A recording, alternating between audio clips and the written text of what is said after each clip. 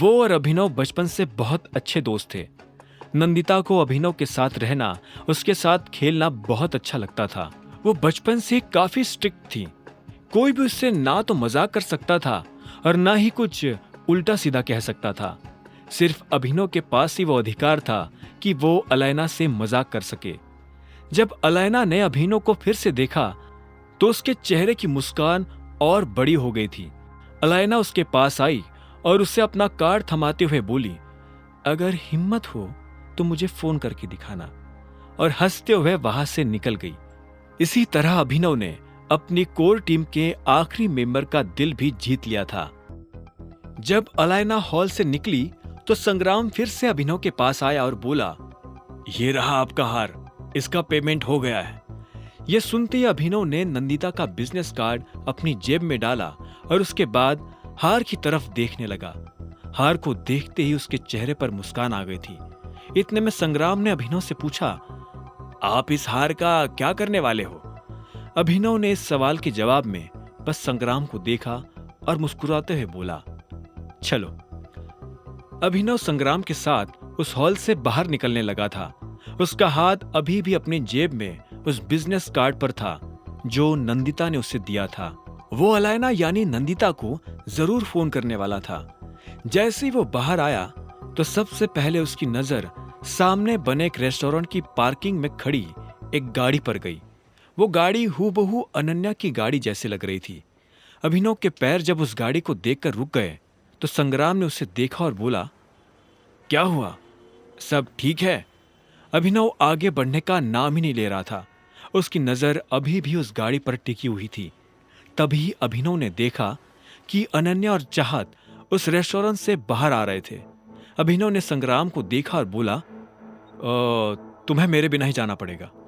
फिर अभिनव ने अपनी जेब में हाथ डालकर गाड़ी की चाबी निकाली और संग्राम को देते हुए बोला, यह हार मेरी गाड़ी में रख देना और गाड़ी अकरम की यहां खड़ी कर देना, मैं उसे कल लेने आ जाऊंगा।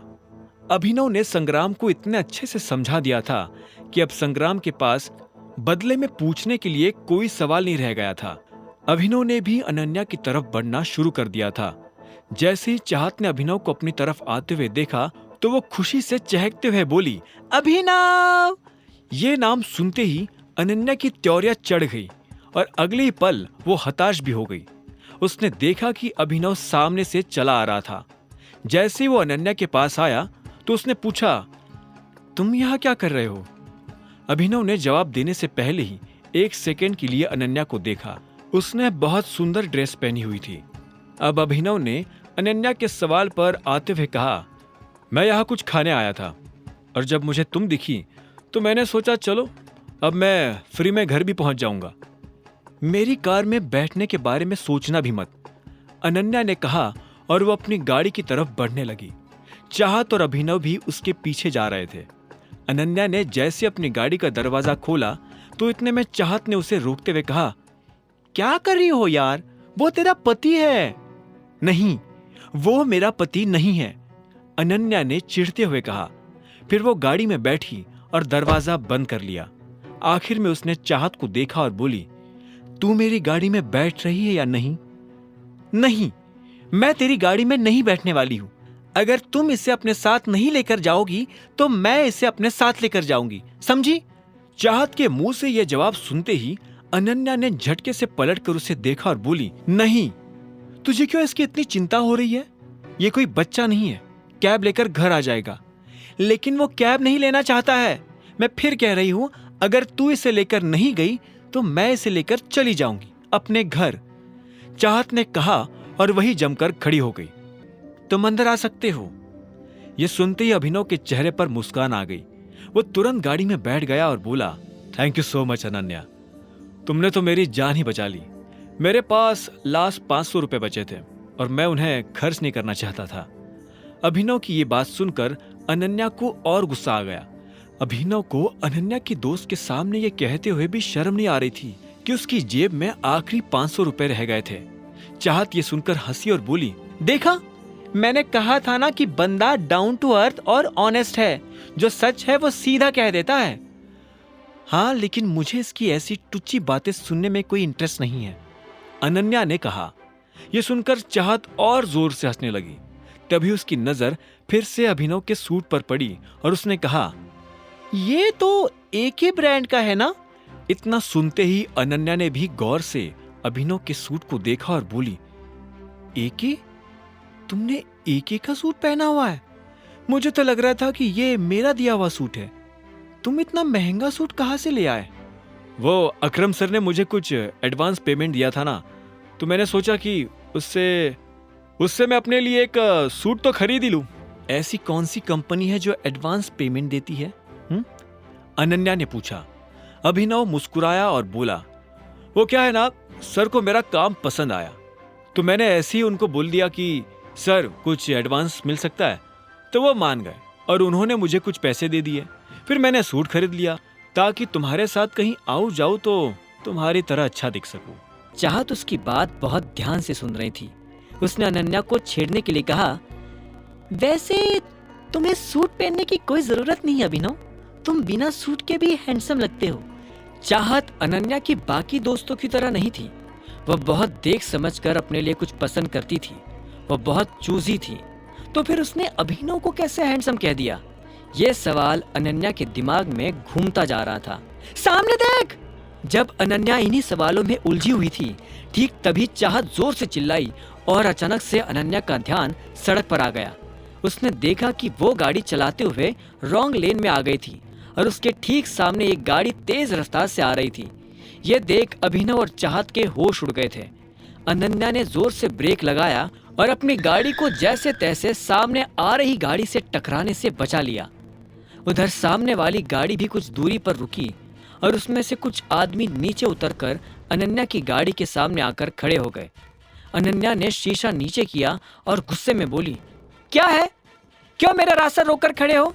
इससे पहले कि अनन्या के सामने खड़े आदमियों में से कोई जवाब दे पाता, पीछे से चाहत ने कहा, उस लड़के का नाम ईशांत है। ये लोग दिग्पाल छिंगावत के आदमी है। तो ये लोग मुझसे क्या चाहते हैं? इतने में चाहत गाड़ी से नीचे उतरी और बोली, क्या चाहिए? इतने में अभिनव भी गाड़ी से नीचे उतर गया और उन लड़कों को देखने लगा। उन लोगों की तादाद इतनी भी नहीं थी कि अभिनव अकेला उनसे ना निपट सके।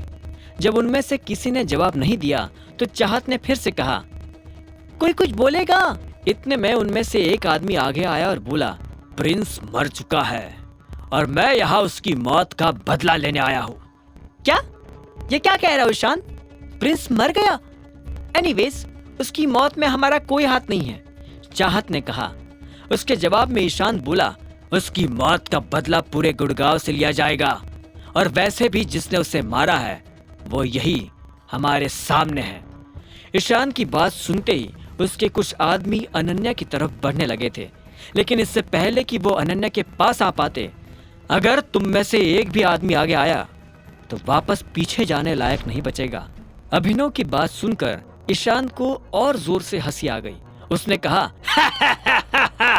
पहले तो मुझे कम गुस्सा आया था, लेकिन अब मुझे और ज्यादा गुस्सा आ रहा है। उस लड़की को यहाँ लेकर आओ अभी।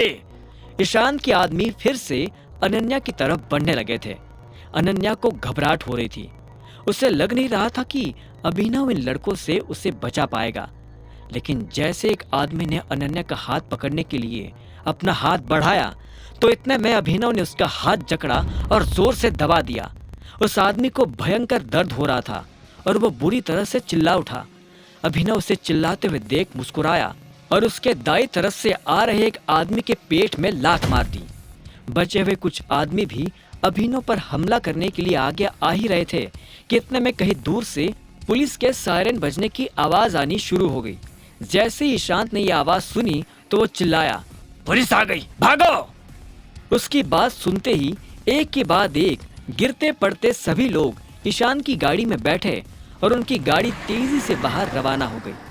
अभिनव उनमें से एक आदमी को पकड़ने की कोशिश ही कर रहा था कि इतने में उस आदमी ने अभिनव के सिर पर एक मुक्का मार दिया। अभिनव अनन्या की गाड़ी से जा टकराया। उसके सिर में चोट लग गई थी। इस बीच पुलिस की गाड़ी भी वहां आकर रुक गई। एक हवलदार ने अभिनव की तरफ देखते हुए पूछा, हाँ भाई, इतनी रात को यहाँ क्या कर रहा है? वो मेरी गाड़ी में कुछ दिक्कत हो गई थी, अभिनव ने खड़े होकर कहा और अनन्या को ढूंढने लगा। अनन्या कहीं नजर नहीं आ रही थी। अभिनव को चाहत दिखी तो उसने चाहत से पूछा, अनन्या कहाँ है? उसका ब्लड प्रेशर बढ़ गया था, वो बेहोश हो गई है, चाहत ने कहा और ड्राइवर सीट की तरफ बढ़ते हुए बोली, मुझे उसे हॉस्पिटल लेकर जाना पड़ेगा। इतने में अभिनव ने उसे रोका और कहा, तुम इनके साथ घर जाओ, मैं उसे हॉस्पिटल ले जाऊंगा। चाहत ने अभिनव की बात मानी और फिर पुलिस वालों की तरफ बढ़ने लगी। जो कुछ भी हुआ उसके बारे में चाहत ने पुलिस को स्टेटमेंट दिया और फिर उन्हीं के साथ घर जाने के लिए रवाना हो गई। इधर अभिनव भी अनन्या को हॉस्पिटल ले जाने के लिए निकल पड़ा था। इस बीच अभिनव ने राजीव और शर्मिला को भी फोन कर वो सब बता दिया जो अभी हुआ था। आगे की कहानी जानने के लिए देखें अगला एपिसोड सिर्फ पॉकेट एफएम के यूट्यूब चैनल पर, और द रिटर्न ऑफ टाइगर के सारे एपिसोड्स को सुनने के लिए डिस्क्रिप्शन में दी लिंक से डाउनलोड करें पॉकेट एफएम ऐप।